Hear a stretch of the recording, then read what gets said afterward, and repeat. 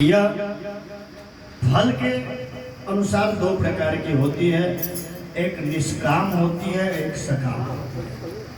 तो निष्काम वह है जिसमें हमारा कोई उद्देश्य नहीं है, जिस पूजन में केवल हम भक्ति भाव में करते हैं कि भगवान से हमारा प्रेम है इसलिए हम पूजन करते हैं, चाहे जप करते हैं, उसे निष्काम या काम कहते हैं।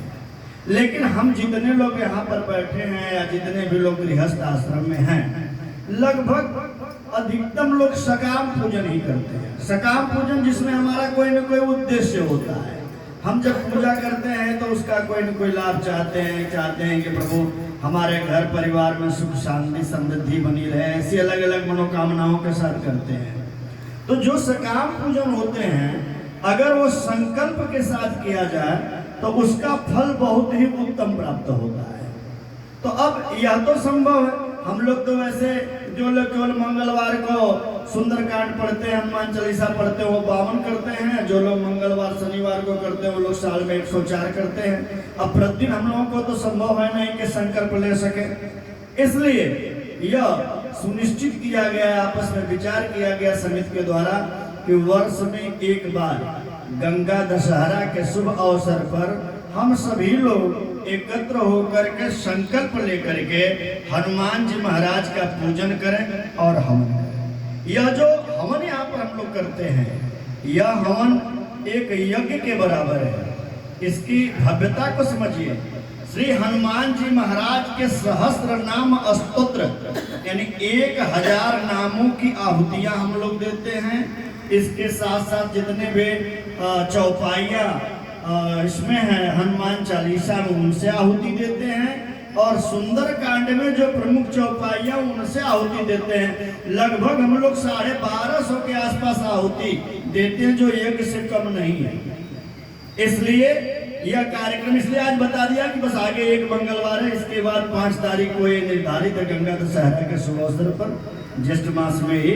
इसलिए हम आप सभी को चाहिए कि सब लोग इसमें तन मन धन से बिल्कुल सहयोग करें, इकट्ठे हों, जब जिसको टाइम मिले आए, और जितना सुबह प्रारंभ कर लिया जाएगा उतना जल्दी समापन हो जाएगा। यह हम सभी के जिंदगी का एक सुनहरा अवसर है जिसमें हम सभी को सम्मिलित होना चाहिए। जय बाबा की। सियावर रामचंद्र की जय, पवन सुत हनुमान की जय। हम लोग प्रसंग पर आते हैं, प्रसंग को बहुत छोटा सा रखेंगे।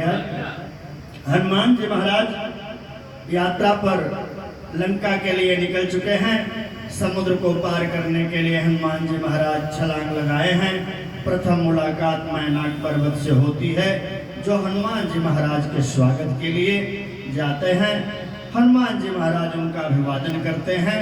दोनों लोग एक दूसरे का अभिवादन करके हनुमान जी आगे बढ़ते हैं। जब आगे बढ़ते हैं तो देवताओं के मन में विचार आता है कि हम लोग क्यों नहीं हनुमान जी की परीक्षा। अब देखिए, समस्त देवता ऐसे ही रावण से हारे हुए हैं। प्रभु श्री राम जी ने योजना बनाया कि किस तरह से निशाचरों का वध किया जाए। तो अब इन लोगों की इच्छा हो गई और इसमें की परीक्षा ली जाए। परीक्षा तो तब लिया जाता है जब अभ्यर्थी कई हो। यहाँ एक ही अभ्यर्थी हनुमान जी महाराज, फिर भी इच्छा जगी कि परीक्षा ली जाए। परीक्षा कैसे ली जाए? काम जो है बहुत जटिल है, तो परीक्षा भी जटिल ही होगी। इसके लिए इन लोगों ने चुनाव किया सुरसा। सुरसा कौन है? सुरसा सांपों की माँ है, नागों की माँ है। ऐसे जो है परीक्षक का चुनाव किया गया, जो बड़ा निर्दयी हो। कहा जाता है कि सर्पणी तो अपने बच्चे को भी नहीं छोड़ती है, तो दूसरे को क्या छोड़े। सुरसा के अंदर यह क्षमता है कि सुरसा जितना बड़ा चाहे उतना बड़ा आकार बना सकती है। तो देवताओं ने कहा सुरसा से कि आप अपना बहुत बड़ा आकार और विकराल और डरावना आकार बनाए, जिससे ये देखा जाए कि हनुमान जी अपने बल बुद्धि के द्वारा आपको पार कर पाते हैं, परीक्षा में उत्तीर्ण होते हैं कि विषादग्रस्त हो जाते हैं। सुरसा इन लोगों का आदेश पा करके चल दी, और सुरसा बिल्कुल विकराल एक राक्षसी का रूप बनाई, मार्ग में पहुंची। जब मार्ग में पहुंची, हनुमान जी देखे, कहे अभी तो मेरा स्वागत हो रहा था, अभी कौन आ गया। जैसे ही आगे मिली, उसने कही हनुमान जी से कि कहाँ जा रहे हो। देवताओं ने तुम्हें हमारा आहार बना करके भेजा है, मैं बहुत भूखी हूँ, तुम्हें खाऊंगी, तुम मेरे मुंह में आ जाओ। हनुमान जी कहे अभी हमें बड़ा कुछ काम करना है। सुरसा बोली मुझे लांग करके तुम जा नहीं सकते। हनुमान जी बाईपास भी निकल सकते थे। सुरसा बोली तुम हमें लांग कर पार नहीं जा सकते, ब्रह्मा जी का ऐसा वरदान है, मुझे कोई लांग करके नहीं पार कर सकता, और जिसको मैं चाहूंगी उसको हमारे मुंह में आना ही पड़ेगा, इसलिए तुमको हमारे मुंह में आना ही। मुझे ने कहा हे माता, मैं बड़े प्रमुख उद्देश्य से, शुभ उद्देश्य से जा रहा हूं। और उन्होंने सीता जी के हरण का सारा वृत्तांत बताया।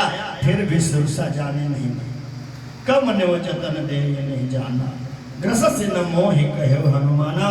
हनुमान जी ने कहा मुझे मत ग्रसिए माता, लेकिन अगर आपको विश्वास नहीं हो रहा है, देखिए संबंध का बनाया कि शायद कुछ तो दया आ जाए, लेकिन सरपड़ी को कहा दया। तब हनुमान जी कहा अगर आपको ग्रसना ही है, मुझको खाना ही है, तो मैं जरा जाऊं, प्रभु के कार्य को पूरा कर लूं, सीता जी का पता लगा करके, श्री राम जी को बता करके मैं आपके पास आ जाऊंगा। तो कह रही है बहाना नहीं चलेगा हनुमान, आओ तुम्हें खाऊंगी। तब हनुमान जी को गुस्सा आई।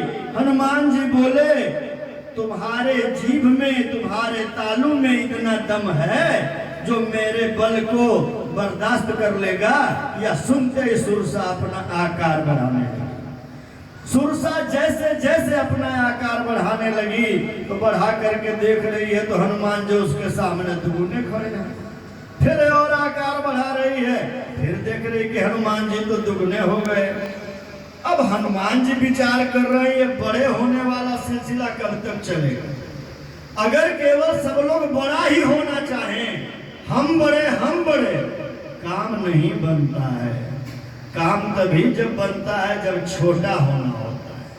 हनुमान जी महाराज ने निर्णय लिया कि अब हमें ही कुछ करना पड़ेगा। और जब सुरसा सोची कि देखे कितना बड़ा हो सकता है, सत जो जन कही आनन कीन्हा, अति लघु रूप पवन सुत लीन्हा। वाल्मीकि जी लिखते हैं कि हनुमान जी अपना आकार एक अंगूठे के बराबर कर दिए थे। अब जब हनुमान जी इतने छोटे हो गए, सुरसा के मुंह में प्रवेश किए, उसके जिह्वा दांत तालू सबका निरीक्षण कर लिए। अब सुरसा देख रही हनुमान तो दिख ही नहीं रहे। तब सुरसा मुंह छोटा करने लगी। अब जब छोटा करने लगी तो देखी कि हमारे मुंह में से तो निकल के हनुमान सामने खड़े हो गए। हनुमान जी सामने खड़े होकर के और सुरसा को प्रणाम करते हैं। यहाँ पर मैं एक दिन बताया था कि जो गोस्वामी तुलसीदास जी कुछ संख्याएं लिखे हैं, इन संख्याओं का क्या महत्व है। तो गोस्वामी तुलसीदास जी लिखते हैं कि जो जन भैर